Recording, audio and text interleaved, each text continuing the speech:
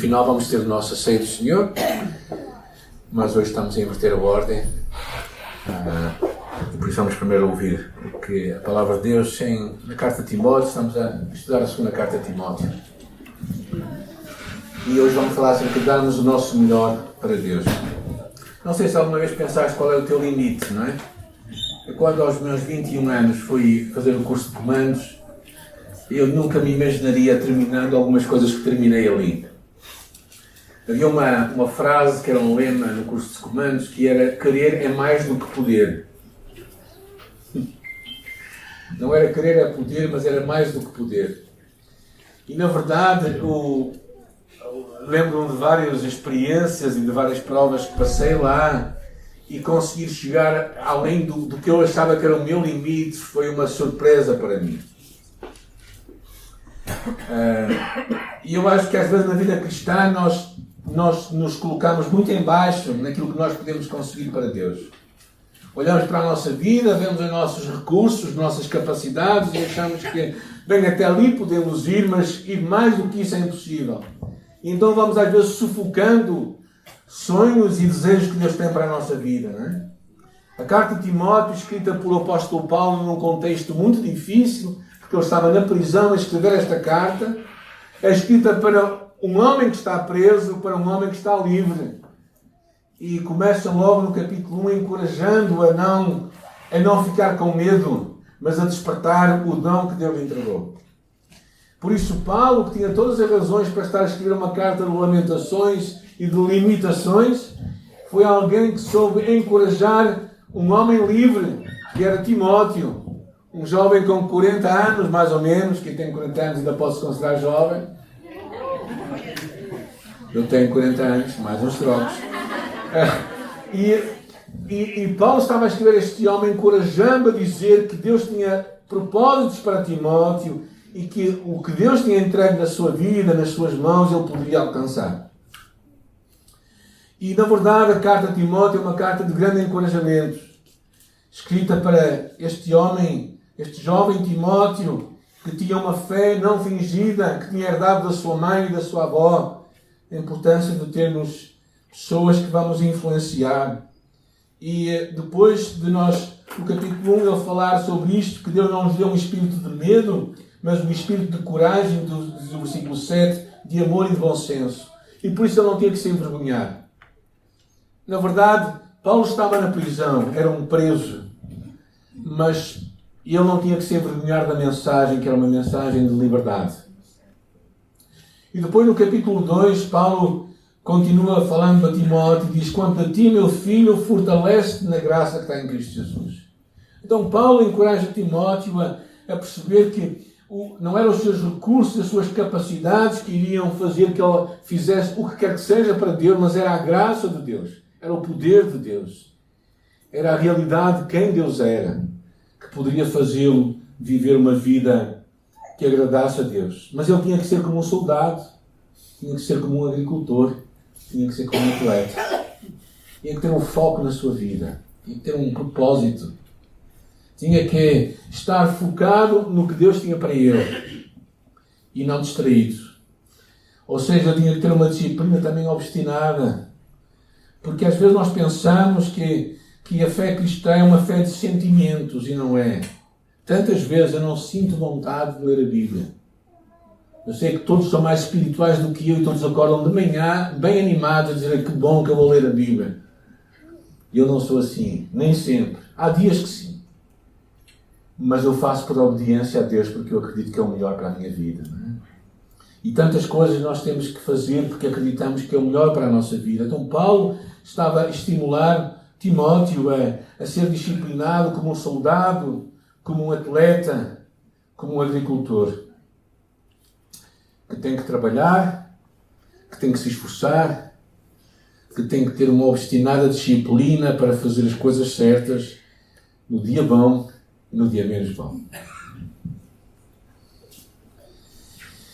E chegamos aqui à passagem de hoje, que é o versículo 14 até o versículo final 25, está bem? 2 Timóteo capítulo 2, versículo 14. Recorda a todas estas coisas, advertindo-nos no nome de Deus para não armarem discussões que não servem para nada, a não ser para a perdição dos que a ouvem. Eu estou a ler a Boa Nova para toda a gente, está bem? Que é uma versão em português corrente. Diz o versículo 15: prepara-te para te apresentares diante de Deus de maneira que lhe agrade, como um trabalhador que nada tem que se envergonhar, que proclama a palavra da verdade com retidão. Evita os palavreados mundanos que não servem senão para aumentar a descrença. As palavras do que assim falam alastram como gangrena, e entre eles estão Himeneu e Fileto. Eles afastaram-se da verdade e fazem perder a fé aos outros, dizendo que a ressurreição já aconteceu. Porém, o fundamento está estabelecido por Deus, está bem firme. E nele está escrito: o Senhor conhece aqueles que lhe pertencem, e ainda, todo aquele que invoca o nome do Senhor deve afastar-se da injustiça. Numa casa rica não há somente utensílios domésticos de ouro e prata. Há também de madeira e de barro. Uns servem para fins nobres, outros para mais correntes. Portanto, quem está limpo destas coisas é um utensílio nobre, purificado e útil para o dono, e serve para fazer o que é bom. Versículo 22. Mas tu foges das paixões da juventude. Procura a justiça, a fé, o amor e a paz, com todos os que invocam o nome do Senhor de coração sincero. Amém. Versículo 15, ele diz: procura apresentar-te a Deus como um obreiro que não tem de se envergonhar. Esta ideia de apresentar-se era uma ideia de apresentar-se para o serviço. No serviço militar havia alturas em que as pessoas tinham que se apresentar para o serviço. Tinham que chegar lá e dizer assim: estou presente para o serviço. E esta é a ideia que está por detrás. Não é? O Paulo estava a dizer a Timóteo: apresenta-te para o serviço. Como? O que é que diz o versículo 15? Como um obreiro. Aprovado como um obreiro. E esta ideia de aprovado tem no grego é a palavra dokimos, que significa alguém que também foi provado e purificado. Como é que nós somos aprovados? Quando terminamos uma tarefa qualquer. Não é? No serviço militar, muitas vezes nós tínhamos que fazer... Lembro-me de uma das coisas que mais me gostou, foi depois de uma semana de campo, temos que fazer o retorno para o quartel. Aquilo é no Alentejo, mais ou menos ao meio-dia. A melhor hora para caminharmos, não é? Eles normalmente eram peritos em fazer estas coisas. Escolhiam as horas certas para nós fazermos estas provas, não é? E a ideia era que aqueles que fossem aprovados, ou seja, aqueles que chegassem ao fim, tivessem a possibilidade de ir para casa. Houve alguns que ficaram a descansar no quartel, porque não chegaram ao fim.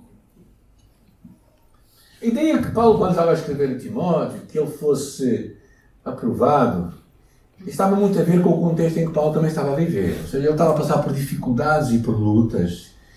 E ele tinha que... Paulo também estava a dizer a Timóteo: olha, Timóteo, eu estou na prisão, mas eu continuo com Cristo. E tu estás a ser provado. Tu vais ser provado e vais ser purificado. E vais tu chegar até ao fim. A vida, muitas vezes, traz tempos difíceis, não é? Há desafios que nós temos à nossa fé. E muitas vezes nós pensamos que a aprovação tem só a ver com doutrinas. Não, tem a ver com tu continuares com Jesus nos dias difíceis, nos dias maus. Não é? Como num casamento. Não é? Eu sei que todos os dias vocês olham para o vosso companheiro ou companheira e pensam: realmente esta é a pessoa melhor que eu podia ter encontrado na minha vida. Todos os dias vocês pensam isso, certo? Menos aqueles dias em que vocês pensam de uma forma diferente. Porque há dias em que nós achamos: eu acho que eu errei. Mas se vocês forem honestos, pensam assim: bem, já foi tarde demais. Já perdi o barco. Mas há muitas vezes em que nós precisamos de perceber também na nossa caminhada com Jesus que vai haver dias difíceis, dias de provação na nossa vida. Dias em que nós temos que ser purificados também das nossas motivações. E o propósito final é chegarmos ao fim. propósito de uma prova é que tu chegues ao fim, a respirar. Tu chegues ao fim e dizes assim, eu consegui chegar aqui. Como Paulo dizia, não é? Acabei a carreira, guardei a fé. Não é? Acabei a carreira, guardei a fé. Claro que Paulo não...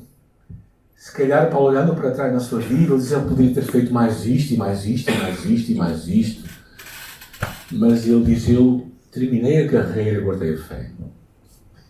E também na vida há muitas alturas em que a coisa que tu tens que fazer não é ter grandes projetos, é simplesmente aguentares firme. Como quando nós temos filhos pequenos. Quem tem filhos pequenos? É uma bênção, não é? Eu tenho netos pequenos. Graças a Deus. Porque quando nós temos filhos pequenos, nós dizemos assim, isto nunca vai passar. Hã? Isto nunca mais passa, não é? Não é assim, Ana?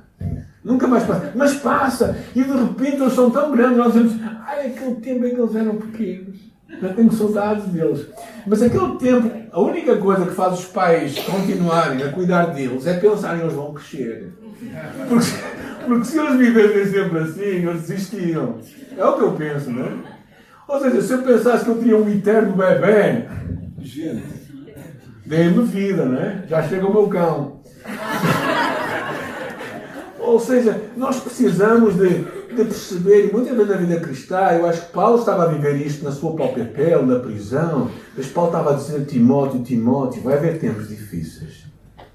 Tempos em que tu vais ser provado e purificado das tuas motivações. Sabes porquê que é purificado? Porque as provações purificam as nossas motivações. Sabes quando é que tu percebes que amas verdadeiramente a pessoa com quem estás casada? É quando vem tempos difíceis. E tu pensas assim, realmente eu tenho que amar esta pessoa para estar com ela. E persistes nisso. E eu, num dos tempos mais difíceis que nós passámos como família, quando a minha esposa teve cancro, em 2020, final de 2019 e depois de 2020, o tratamento, foi uma altura em que eu percebi uma coisa, que o meu amor por ela era somente por ela mesmo. Não tinha a ver com a energia que ela tinha, porque ela não tinha nenhuma, não tinha a ver com o que ela me podia oferecer, porque ela podia oferecer pouco naquela altura, mas era porque eu a amava verdadeiramente, e a amo ainda hoje. E muitas vezes as provações e as dificuldades vão purificar as nossas motivações. E às vezes nós estamos à procura de um cristianismo que não seja aprovado. Ou seja, que nós passemos como quem vai para o shopping.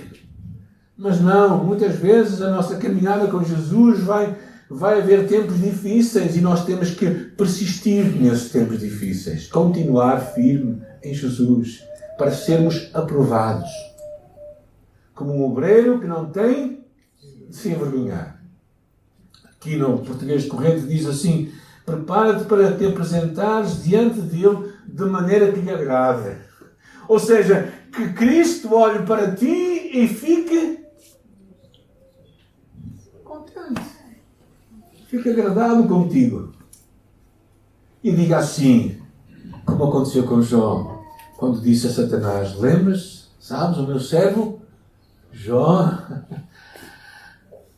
Imagina Deus hoje lá no céu a falar de ti. Não é? A dizer fofocas, não é? Nem murmurações. O que é que ele diria de ti?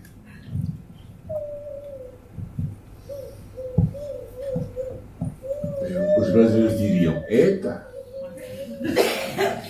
O que é que ele estaria a dizer de ti? Verdadeiramente. O que é que ele estaria a dizer de mim?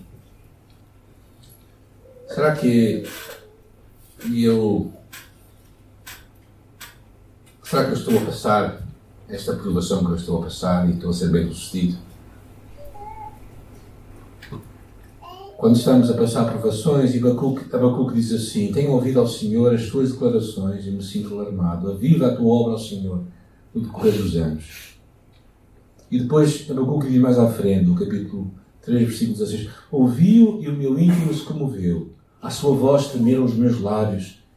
Entrou a podridão nos meus ossos e os meus joelhos me vacilaram, pois em silêncio devo esperar o dia da angústia. Dizia ele, em silêncio devo esperar o dia da angústia. Ainda que a figueira não floresça, nem haja fruto na vide, o produto da oliveira minta e os campos não produzam mantimento, as ovelhas sejam arrebatadas do aprisco e nos corrais não haja gado, todavia eu me alegro no Senhor, exulto no Deus da minha salvação. Este homem Abacuque passou um momento de grande perturbação e de dúvida, mas deu origem à sua fé e criou esperança em sua vida. E este é o ciclo da nossa vida. Momentos de dúvida, perturbação, até que nós encontremos fé em Deus que nos leva a ter uma vida de esperança. Isto é o que nos vai fazer sermos pessoas aprovadas por Deus. Pessoas que passamos pelas provações, mas fomos aprovados. Paulo depois fala aqui a Timóteo da questão do falar. E aqui há muito que podemos falar sobre isto. Não é? Ele fala no versículo 14, não é? Evita, não te enredes em polémicas fúteis. Ou seja, evita de perder em discussões sem valor. Alguém já teve discussões sem valor? Alguém já discutiu e diz assim, porquê é que eu falei sobre este assunto? Mais valia estar calado. Já alguém discutiu doutrina com outras pessoas e no final se arrependeu? Pronto, eu sei que todos vocês são muito iguais a mim. E é verdade. E Paulo falava disto, né? Na primeira carta ele fala, rejeita as fábulas profanas e de velhas caducas. Ou seja, há tanta chamada de Deus para evitarmos. O versículo 23 e 24 diz assim, ele diz assim, repele as questões insensatas e absurdas, pois que sabes que só engrandam contendas. Ou seja, às vezes nós discutimos, falamos o que não devemos e não falamos o que devemos. Não é? O poder da palavra, há muito poder naquilo que nós falamos. Provérbios diz que a morte e a vida estão no poder da língua. E aquele que ama comerá o seu fruto. Que fruto vais comer? Como é que é a tua laranja que estás a comer hoje? É daquelas que apanhas na rua, amargas, ou é doce? Quais são as tuas palavras, o fruto delas? Palavras que nós dizemos, na verdade, elas, quando são ditas, depois não voltam para trás. Não? Então, uma chamada muito clara de Deus para todos nós, medirmos aquilo que nós falamos. Usamos algumas técnicas que podemos ter para nos pararmos de falar coisas, não é? E procurarmos realmente perceber que naquilo que nós dizemos, ou estamos a construir, ou estamos a destruir. Particularmente, por exemplo, quando educamos crianças e jovens, aquilo que tu dizes vai fazê-los crescer ou vai fazê-los diminuir. E às vezes tu precisas e eu precisamos de olhar para saber o que nós estamos a falar aos nossos filhos e às pessoas com quem nós nos relacionamos. E não só os mais novos, mas entre nós também. Se o nosso falar está a edificar, mas se o nosso falar está a destruir, não é? Em Tiago diz assim a língua é um pequeno membro e gloria-se de grandes coisas. Vede que grande bosque um pequeno fogo incendeia.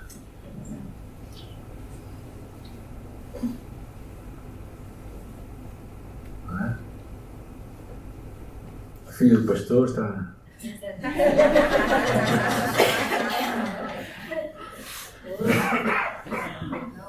Ou seja, nós falamos coisas e às vezes trazemos consequências. Colossenses fala, despojai-vos da ira, da indignação, da maledicência, da linguagem obscena do vosso falar. Em Efésios fala, não saia sobre a vossa língua a palavra torpe, antes aquela que é para edificação. poder da palavra é também uma forma de sermos aprovados por Deus, aquilo que nós falamos.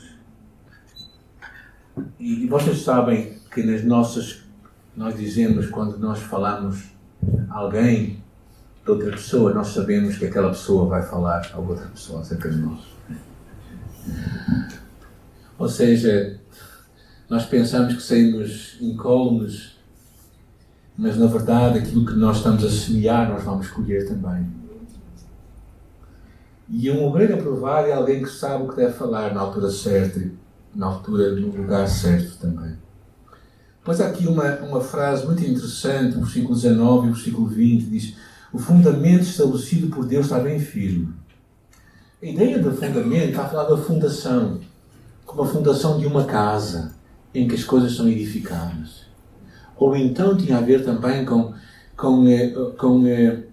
organizações, uma ideia também que era uma associação, uma sociedade.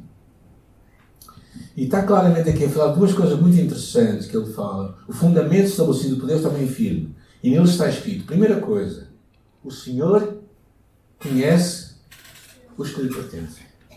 Há aqui uma coisa que eu quero te dizer esta manhã. Se tu és filho de Deus, tu podes ficar seguro.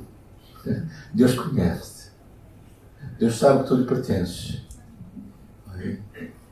Pode haver alguém que nos quer acusar diante de Deus, mas a palavra de Deus diz lá em Romano: nenhuma condenação há para os que estão em Cristo Jesus. Então tu podes ter esta segurança de que tu pertences a Deus. Nós somos de Deus. Não foste tu que escolheste a Deus, mas Deus escolheu a ti. E tu aceitaste o convite de Deus. Então isto é fundamental nesta manhã. Se tu não pertences a Deus, estás nas mãos erradas, gente. Eu nem quero avançar e dizer mais alguma coisa, mas se tu não estás nas mãos de Deus, estás num lugar mau. Então a primeira coisa que é o fundamento da nossa vida é: tu pertences a Deus. E depois então ele diz: todo aquele que invocar o nome do Senhor deve se afastar de injustiça. Ou seja, a ideia de que se tu pertences a Deus, tu vais viver uma vida que vai agradar a Deus. Se Deus te tira de uma vida de pecado, tu vais viver uma vida de santidade. Uma vida comprometida com Jesus. Assim, Deus quer te dar este fundamento, esta segurança. E tu pensas assim: mas se é assim, então como é que a igreja é? Ele fala aqui de Himeneu e de Fileto, que eram duas pessoas que estavam a falar coisas que não haviam na igreja. Isso acontece na igreja. Não acontece na igreja que pessoas falam mal de outros? Não. Só de vez em quando. É interessante nós pensarmos que a igreja é uma mescla. Em alguns aspectos a igreja é noiva de Jesus. Sem dúvida. Mas a igreja também, como uma organização, como uma associação, é uma mistura. Jesus fala disto. Quando o trigo é lançado, também é lançado o joio, que nasce junto. E quando uma rede é lançada para o mar, ela traz peixes bons, grandes e pequenos, diz a palavra de Deus, bons e maus. Então o que fala aqui é que não é de estranhar que na igreja também existam hipócritas. Surpresa. Também existam pessoas que verdadeiramente não estão muito a sério com Deus. E o teu trabalho, o meu trabalho é estarmos a sério com Deus. Não é? Por isso é que ele depois fala que numa casa rica não há utensílios somente de ouro e de prata, mas também de barro. Ou seja, escolhe ser alguém que vai ser usado por Deus para os seus propósitos. Eu quero terminar com esta palavra de Paulo a Timóteo: mas tu... Versículo 22, vamos ler.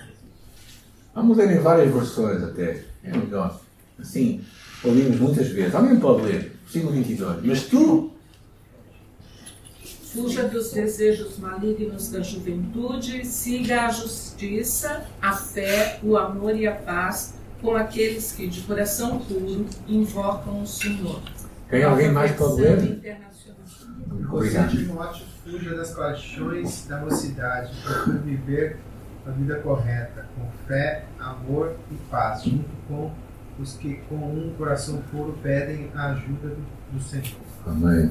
Foge também das paixões da juventude e segue a justiça, a fé, o amor e a paz com os que invocam o Senhor de coração. Alguns estão a dizer, mas eu não sou jovem. O que é que Paulo está a dizer acerca desta ideia? Está a falar a um homem de 40 anos, não é? E está a dizer, foge das paixões da mocidade. Um dos pais da igreja, chamado Crisóstomo, dizia que todo desejo desordenado é uma paixão da mocidade. Porque eu acho que o que estava na cabeça de Timóteo, de Paulo, quando estava a escrever isto, era que verdadeiramente qualquer coisa que eu retirasse de uma vida focada nas coisas certas, isso era uma paixão da mocidade. Paixões da mocidade são lugares, são relacionamentos, são ambientes que nos podem afastar do que Deus tem para a nossa vida. E era fácil eu começar aqui a dar uma listagem de lugares e de muitas coisas, mas isso não é o que importa aqui. Não é o mais importante, porque eu quero que tu penses quais são os lugares onde eu posso estar que me vai afastar do que Deus tem para a minha vida. Quais são os relacionamentos que eu vou ter que me vai enfraquecer a minha caminhada com Deus. Quais são os vícios que eu tenho que me impedem de ser um homem e uma mulher de Deus. E era isso que Paulo estava a querer que ele despertasse e que pudesse ter uma vida verdadeiramente que agradasse a Deus. Eu quero te encorajar a fugir. É interessante também fugir da tentação. Há muita gente que brinca com a tentação. O apóstolo Paulo diz a Timóteo, diz lá na carta aos Coríntios, assim, não veio tentação senão humana, mas fiel é Deus que não vos deixará tentar acima do que podeis, mas com a tentação vos dará o escape. Quando nós somos tentados, o que nós temos que fazer é fugir, escapar.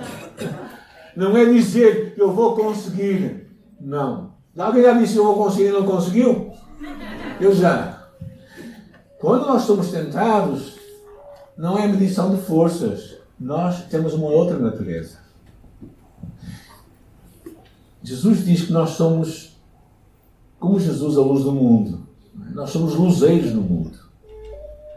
Então, o que é que a luz diz às trevas? Vamos estar juntos no mesmo quarto? O que é que a luz diz às trevas? Vai-te embora. Então, é muito importante nós percebermos onde é que nós temos que parar e de fugir. E há muitas vezes que há pessoas que acham que... Mas, ao mesmo tempo, depois fala outra coisa. E segue a justiça, a fé, o amor e a paz. Quero ver uma por uma. A justiça. O que é a justiça? É que tu seres declarado justo diante de Deus. A palavra de Deus diz, é muito interessante esta ideia. Se nós conhecemos assim, Abraão creu em Deus e isso lhe foi imputado para a justiça.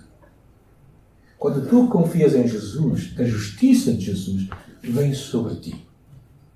E quando Deus olha para ti, Ele não te vê a ti, Ele vê o justo Jesus. Glória a Deus, só assim mesmo. Por isso é que Romanos diz que nenhuma condenação há para os que estão em Cristo Jesus. Lutero, na Reforma, percebeu isto claramente. A justiça nos é imputada, a justiça nos é dada, a justiça de Cristo. E por essa justiça de Cristo está sobre nós, então nós somos chamados a viver uma vida de justiça, uma vida de santidade. Porque nós somos luz, nós podemos brilhar. Quando éramos trevas, nem uma pequena luzinha. Segunda coisa que devemos seguir. Segue a justiça. Segunda coisa, a fé. Porquê a fé? Porque a fé é o que nos vai fazer permanecer firmes nos dias maus e nos dias de provação. Porque a fé é o que nos vai fazer a confiar em Deus quando Deus estiver aparentemente silencioso. Como aconteceu quando Dietrich Bonhoeffer, o pastor da igreja alemã que se revoltou contra o nazismo, contra o nazi, foi colocado na prisão, num campo de concentração. E lhe perguntavam tantas vezes, onde é que Deus está? Onde é que Deus está? E ele, numa dada altura, respondeu, Deus está connosco aqui, enquanto sofremos. E eu sei que às vezes no sofrimento nós não conseguimos ver Deus, mas Ele está presente. E fé é o que nos vai fazer permanecer com Ele. Terceira coisa que nós temos de seguir, o amor. O amor para com Deus, um dos frutos do Espírito, e o amor para com o nosso próximo. E este amor vai nos levar a uma vida de paz. Paz também. E é interessante esse conceito de paz, porque enquanto tu não conheces Jesus como teu Senhor e Salvador, tu não vais ter paz com Deus. Tu não vais estar em paz com Deus. Deus verdadeiramente diz a palavra que a ira de Deus permanece sobre nós. Ou seja, até que tu encontres Jesus como teu Salvador, tu vais tê-lo como teu juiz. Até que Ele seja teu advogado, tu vais tê-lo como teu juiz. E tu podes escolher hoje se Ele vai ser teu advogado ou se Ele vai ser teu juiz. Romanos capítulo 5, versículo 1 diz assim, justificados mediante a fé, temos paz com Deus por meio de nosso Senhor Jesus Cristo. É por causa de Jesus Cristo que nós podemos ter paz com Deus. Porquê? Porque quando Cristo morreu, Ele morreu por ti. Ele morreu por mim. E a Bíblia diz que a ira de Deus, a ira do Pai, foi sobre Jesus, para que ela não viesse sobre ti. Ou seja, se nós pudéssemos visualizar isto como um raio do céu que caía, e tu estavas ao lado da cruz, em vez do raio cair sobre ti, ele caiu sobre Jesus. Isso é o que significa a salvação. Porque é que tu tens... Porque só quando tu conheces Jesus Cristo assim, quando tu tens este encontro com Jesus, é que tu vais conseguir ter esta paz de Deus em teu coração. Eu queria terminar este tempo lembrando a vida de 3 homens, os amigos de Daniel, no capítulo 3 de Daniel. A eles foi-lhes colocado naquele lugar, na Babilónia, diante de uma imagem de escultura para que se ajoelhassem. E que se eles se ajoelhassem diante daquela imagem de escultura, então eles seriam libertos.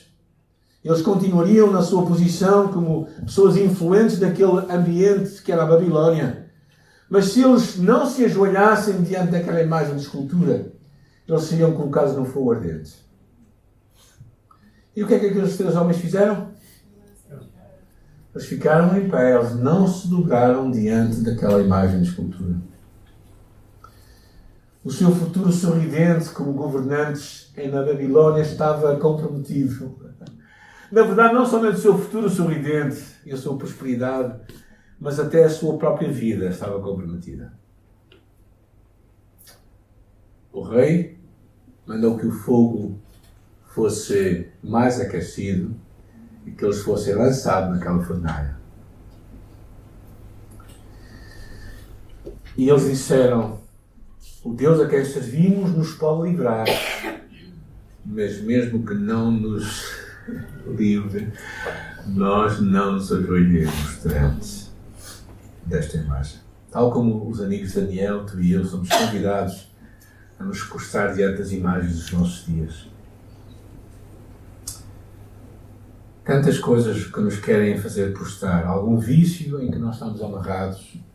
Vícios como pornografia, como tabaco, como beber em demasia. Vícios que nos impedem de viver o que Deus tem para nós. Pensamentos de derrota. Pensamentos que nos afastam do propósito que Deus tem para a nossa vida e de viver o que Deus tem para nós. Tantas vezes também o individualismo. Vivemos só para nós próprios e esquecemos os outros à nossa volta. Ou então, vivemos vidas ansiosas, olhando para o nosso prato, naquilo que nós não temos, do que sermos gratos por aquilo que Deus nos entregou. Nós todos estamos a viver diante deste desafio de nos curvarmos como toda a gente se curva diante destas imagens, ou então permanecermos de pé, e não cedermos. Não deixamos que os vícios controlem a nossa vida, não deixamos que os pensamentos nos mantenham cativos, não deixar que o nosso egoísmo nos leve a ver para nós próprios. E Satanás vai procurar homens e mulheres para poder governar. E Paulo, falando a Timóteo, diz: foge das paixões da mocidade, mas segue a justiça, a fé, o amor e a paz com todos os que invocam o nome do Senhor. E hoje é um dia em que nós nos curvamos diante destas imagens, ou nós nos permanecemos firmes diante de Deus para sermos os homens e as mulheres, para sermos aprovados diante de Deus, como um obreiro que não tem que se envergonhar, que maneja bem a palavra da verdade. Talvez tu estejas a passar por uma provação e talvez tu perguntes: mas porquê eu? Mas talvez Deus esteja hoje a falar contigo e a dizer-te a ti: não é mesmo para ti. Eu estou-te a aprovar para que tu sejas aprovado. E eu sei que às vezes naquela aprovação nós dizemos: quando é que isto vai passar? Quando é que chega ao fim a minha caminhada? Quando é que eu vou receber a recompensa? E talvez a única coisa que temos que fazer é prosseguir com Jesus. Prosseguir com Jesus e crer que Ele está connosco. Crer que Ele não nos vai deixar. E se tu és pai, sabes do que é que eu estou a falar. Tu nunca deixarás o teu filho sozinho. Nunca deixarás. Deus nunca fará menos por ti do que nós fazemos pelos nossos filhos. Nunca fará menos por ti. Mas para isso é importante que tu sejas seu filho amado, alguém que sabe que Cristo morreu por ti numa cruz. Ele não ficou lá, Ele está vivo hoje. Se fosse simplesmente uma história, já há muito tempo o cristianismo teria acabado. Já há muito tempo nós deixaríamos de falar que estávamos no ano 2024. Hoje, 2024? Depois de Cristo. Não é depois de Maomé, não é depois de Buda, não é depois de tantos falsos ídolos que existem, mas depois de Cristo, que marcou a história da humanidade. Te quero encorajar nesta manhã, se nunca tiveste um encontro com Jesus, a entregares a tua vida a Ele. Mas se já tiveste, já dás o teu melhor para Deus. Sejas um obreiro que não tem que se envergonhar. Sejas alguém provado por Deus. Alguém provado e aprovado, que sabe que as dificuldades estão aí, mas tu vais persistir, tu vais continuar, tu vais estar com Jesus, vais ser vitorioso. Quando termina a prova, não sei, gente. Sei que um dia chegaremos a casa. Aquelas provas que nós iniciávamos nos comandos, eles só nos diziam uma coisa. Bem, eles não diziam nada, mas eles simplesmente nos acordavam ao meio da noite, normalmente às 3, 4 da manhã, com tiros e tudo isso dentro das casernas, e diziam tudo lá para fora, e começavam uma prova que nós não sabíamos quando, o que é que iria acontecer, quando é que iria terminar, quantos dias iriam ser. Nós não sabíamos de nada, gente. Nada. E na nossa vida também, tu e eu, tantas vezes não sabemos do que é que vai acontecer amanhã. Mas sabes o que é que tu podes fazer? É crer que Deus está contigo hoje. E essa esperança vai fortificar a tua fé.